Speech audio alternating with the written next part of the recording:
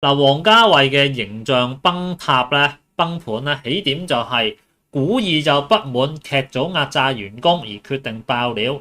之前啊就話王家衛已經公開去嘲諷唐嫣好裝，陳道明陰陽同體，亦都係扯出咗王家衛多年嘅黑料，包括梁朝偉所主演嘅《一代宗師》就變成宮二傳啦。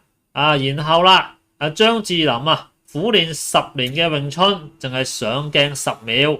宋慧喬為6分鐘戲綁3年護照，差啲為6分鐘嘅戲綁3年護照，有冇搞錯啊？6分鐘嘅戲啫喎，點解要綁佢？